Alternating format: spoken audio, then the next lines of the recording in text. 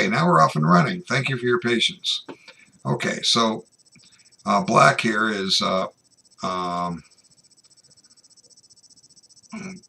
find it. Where'd it go? No, that's not it. There it is.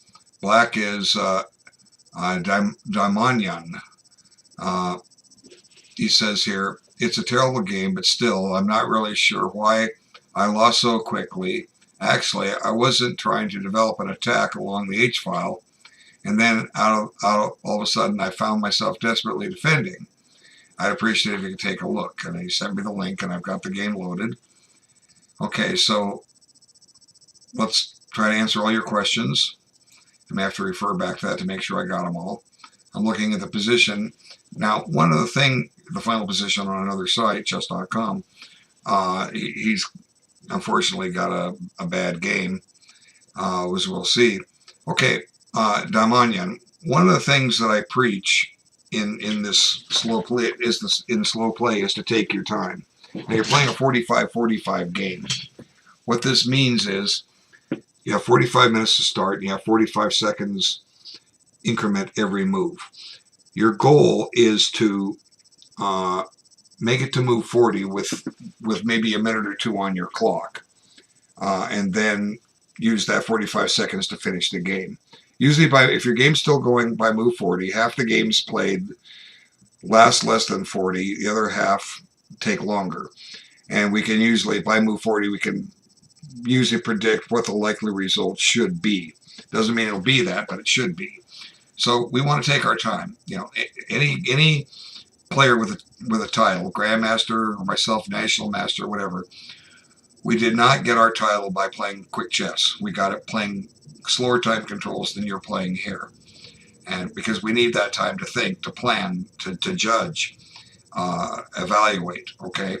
So your goal is to slow down. You have about 100, 110 seconds every move. If you do that, you'll see more, you'll blunder less, you'll enjoy chess more, and you'll get better results, okay? But you have to work on this, and it's not an easy thing to do. So you're going to struggle with it. But if you do that, it's going to help your game. So that's the first thing that will help. Okay, let's get to your game. Okay, so this looks totally satisfactory so far. You've transposed into the English C4 E5 variation. Knight C6 is the best move here. This is playable too. Now let's just think about it for a moment. By playing this move, you shut your bishop in. Now that's not necessarily a bad thing. The bishop can be just fine on E7. But if you play Knight C6, it preserves options, more options for this piece. What we're trying to do is we're trying to develop our pieces quickly and then find good squares for them. So your move is playable, but it may not be the most aggressive. And believe it or not, this position is found in theory, okay? There's plenty of analysis on this position. So what do you want to do now? First general rule I have is if you're not sure what to do, develop a piece. Move your pieces, not your pawns, okay? So, C6 is playable, for instance, but a good move would be bishop E7. And the reason we want to do this is we want to castle quickly and promptly. We want to get that out of the way. Now, I can tell you from experience, when I was younger, first playing tournament chess started at the age of 17 and a half. A lot of times, I came up with my own idea. I wouldn't castle, because that would give me an extra move to try to attack my opponent.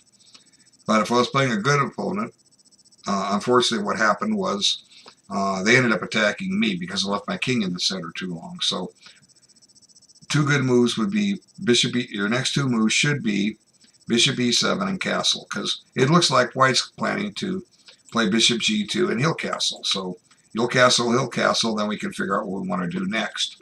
One thing we can keep in the back of our mind is we might want to play bishop E6 at some point. I haven't evaluated it yet, but I noticed that it gains a tempo because you're attacking a pawn. Now White's going to save that pawn, but when we can develop pieces with tempo, that's usually a good thing. So let's see what happens. So perfect, okay?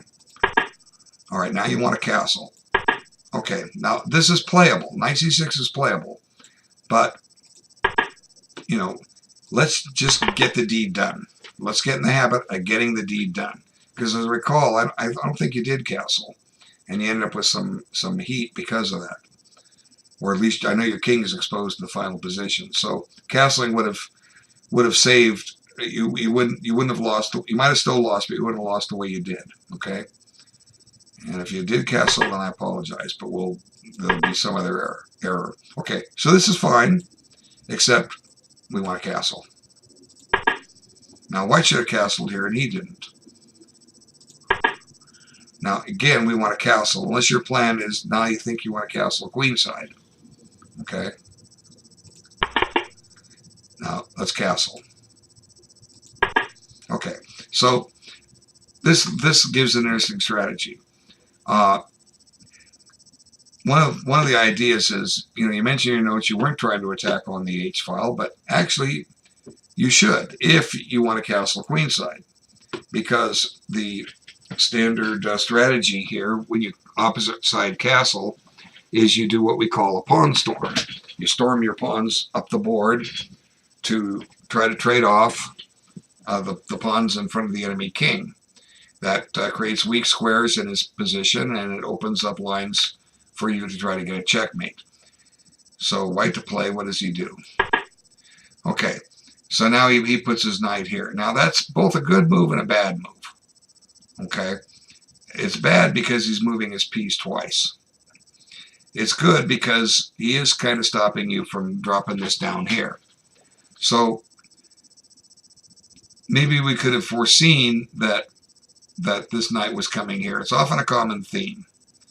So here what I would probably play is I'd probably put the bishop on f5 if I wanted to keep the bishop. The alternative would be, let's castle. Okay. Now by castling, now I ask, when I go over a game with someone, I say, what's white going to do? And the answer is, we don't know. Okay. We don't. But if he takes, if you look at one thing, you're ahead in development. You've developed, you have your rook connected, everything else is off the back rank. He doesn't. So, you have, and by taking with this pawn, you would have a half-open file to attack on. Or you could have castled kingside or queenside according to that other plan. Let's look at that. Now say he takes. Now here you might want to take with the queen. But once again, you're ahead in development, and you're ready to push forward. Okay. Now I say, what's white going to do? We don't know. Well, he should get ready for his pawn storm. So let's just play some random moves a little bit and get an idea what could happen here. Now he wants to play b4, but he needs to cover that square. And here it comes. Now maybe you take, and maybe he takes back here, and all of a sudden, look, you're making threats. You're attacking a pawn. If he advances it to either square, he weakens the square g3. Now, I can't prove a win for black or for white, but it's now going to be between you and him. And he is going to be trying to attack your king. This will come here, this will come here. Maybe, all kinds of things can happen. Okay? So let's back it up and see what you did. Okay, now here you're saying I want to keep the bishop, but it did spend a tempo you could have castled on. Okay, you might have also have played here. Now the reason I would choose this square is we're trying to lure white into playing this move. And we want him to do this because it reduces the diagonal of this bishop. Okay. It also creates a hole on this square.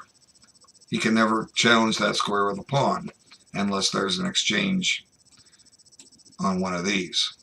So we have a good outpost, a good place for your knight to go to. So I might have gone that way. Let's see what happens. But your position is still fine. Okay, you lost the game, but you're not losing it by any stretch of the imagination. So now we have created a weakness. So let's just back up and use my idea. Okay, so here, I want to cover a couple things. You can try this in your next game. It's something we call the A, B, C, D, E's of defense. Every letter has a meaning for how to defend something when something's under attack. Okay? We cheat with the A. The answer to A, let's back this up, one half move. The answer to A is away or run away. That's where we cheat. That means put the bishop where it's safe. And those would be your three choices there. B stands for block. Well, we can't block a point-blank capture. C is to capture. Well, we can capture this, but he controls the square with his bishop and knight. So we can eliminate B and C really quick. D is to defend. Defend the bishop so that when it's taken, you take back. Well, it's already defended, so if we want that mindset, this defends the bishop. But we're going to give up a piece for a pawn here, so we probably don't want to. We probably don't want a castle. We also might be running into this at some point. That might be a nuisance. So maybe we would try this move. The idea being, if he takes our bishop, we now have an open file to attack on. But I don't think black has enough here. So we can throw out B for block, C for capture, and D for defend. Now what is E? E is everything else. So you made an E move, everything else. You said, if you take my bishop, I'll take your knight. But I think A is the correct choice. Let's see what could have happened. Suppose you come here. Now, I ask a question, and I've asked it here. What's white going to do? Well, we don't know. We'll never know because you didn't play bishop here. He might play E4, but we're ready to come back here. He might play G4, but we're ready to come back to G6 again. Okay? And now white would have weakened his pawns a little bit by advancing them. So you're going to have some attack. You're trying to attack his king, you have some chances. So H6 was, in a way, you know, you're saying, if you take my bishop, I'll take your knight. But because you played an everything else move, you give him a chance to play an everything else move, and that's what he does. He says, I'm going to take this. That's called a desperado. He says, okay, I'm going to steal this. Now what's happened? You've lost the right to castle. And, you know, you've passed up several moves in a row where you could have castled. And except when you're dealing with the threat on your bishop, you know, you had the opportunity to do it, and you didn't. Now he needs to take your bishop to restore equality. And for you to restore equality, you need to take his pawn. So this is the net result of your exchange. Okay, your king is exposed. So it would take you. Let's think of a plan you could do. One idea might be you might want to transfer this rook over here. And the idea behind that is you want to then walk the king over this way. And we call this castling by hand. But, you know, you would lose several moves doing this. You know, and while you're making all those moves, white gets some moves too. And believe me, he's going to find some good ones. Okay? But this would be a fine strategy. You're not losing this by any stretch of the imagination. I don't think you have the potential position you could have had, but you know, you're definitely not losing. Let's see what happens next. Okay, so now you walk into a pin, and white now has a threat. The threat is to play F3 and you lose your knight. So that's a little boomerang out of the whole thing. Now let's back this up a second. Okay, to the point you chose to play this, because I'm sure you considered both of those moves, but you ended up picking this one. So now you probably, let me try to explain something. You probably both have about 40 legal moves in this position. We don't look at them all. A computer sees them in an instant, but a computer can calculate several moves deep really quick. Well, the thing is, we can't, you know, it'll look at moves like, including this, and then knight back there. Well, we're not going to consider such horrible moves as that. But when you play a forcing move like this, it tends to force the position to go a certain way. Okay, so if you're going to play this move, you need to calculate them all out. What's white going to do? And the answer is we don't know, but we want to be ready for it. This is how we're going to evaluate this move. So he has two choices. Using the ABCD's defense. He's going to use the same thing you could have used. A, run away. B, block. You can't block point blank. C, capture. Well, he can't capture this. D, defend. Well, he doesn't, like you, he doesn't want to give up a knight for a pawn. And E is everything else. And he, well, it's more of a runaway and everything else because he's doing a desperado. So if you miss this move, you want to remember that lesson. When you're doing an everything else, did you give him a chance for an everything else move? Now, there is one other possibility here. What else can you do here? You have an amazing move here. It's a move I've been trying to get you to play. And a lot of people, you can't do that. But you can't castle queenside. See, it won't let me. Why? Because your king crosses through check. But you can actually castle here. Now, you may not want to because he's going to get another desperado. Check. But I want you to notice that I did get you castle. Now he has to take back, and I think you're dropping a couple pawns. But, you know, maybe you have some attacking chances here. You know, swing this here. Put this here, find a way to undermine that bishop, and you might get a checkmate. It's kind of a tall order, but you're already down 2 pawns. But let's go back here. But you had to see this move, and if you didn't, once he played it, you now have to look forward. And you took, and he took, and then here, I guess you probably had to take with the queen to avoid stepping into the pin. Now this prevents this. So ideally, when you play h6, you not only see this line to the conclusion that your game went, you also look at other moves like knight back here. Wait. h6. You also look at moves like knight e4. And knight f3. Those are part of the runaways. And then, of course, the everything else is if he takes this. And I'm sure you looked at that.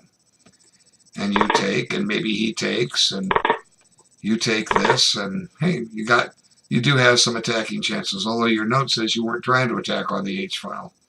Well, maybe you should try to attack on the h-file. We just got to get rid of this bishop, and you may very well get a checkmate.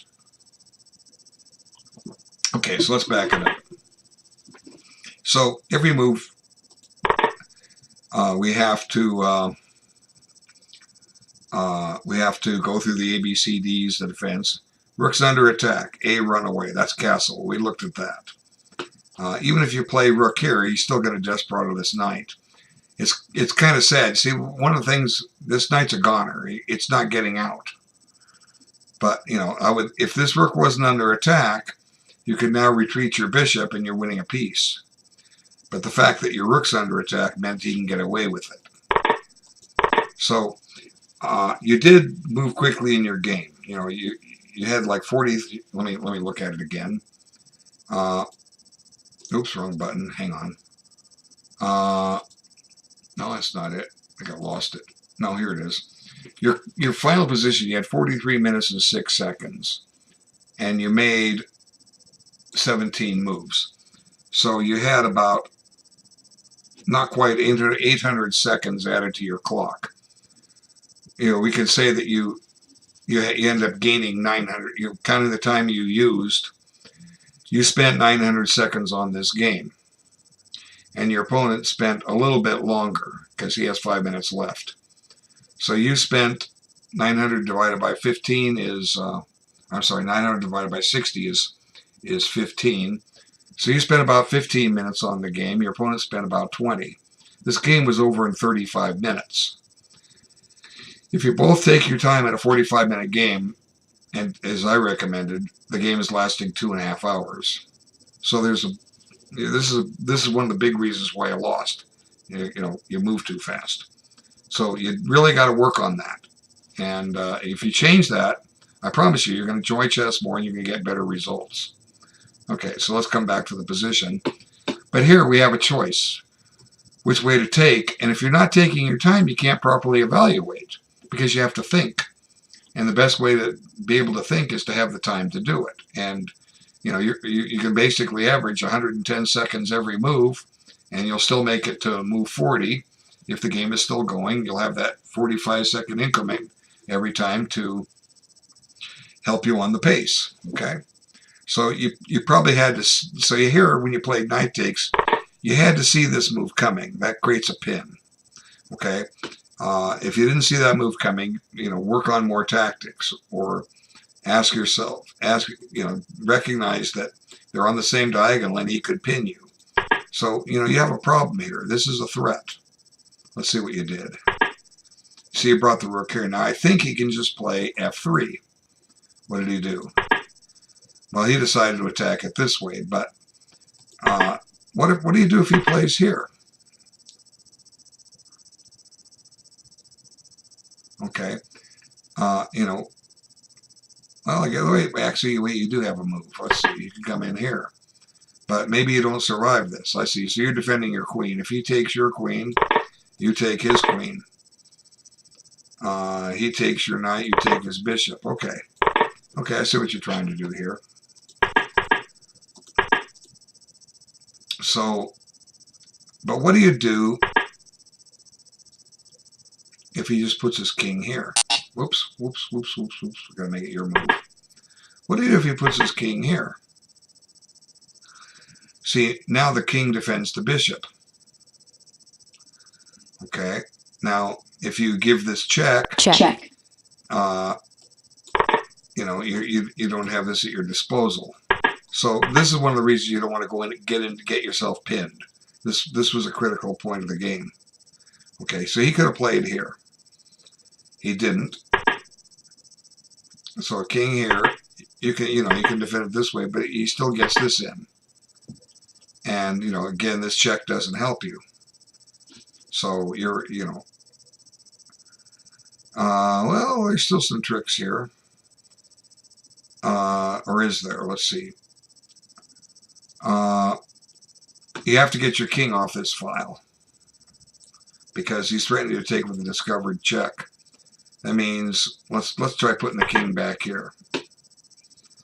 Now, if he takes, you can take back, and now his bishop's trapped.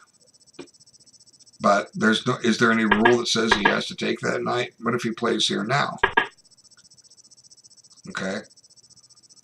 Now he's backed up by the queen. So let's burn a move to make a white's turn. And now he wins. He won a piece. So he played e3. Now maybe that's a transpose. Maybe you have to play h5 now. That's what you did. And he decided to throw that in there. So he didn't see the threat. Now let's see. Do you have time for this? My suspicion is no, you don't. Let's see. Takes.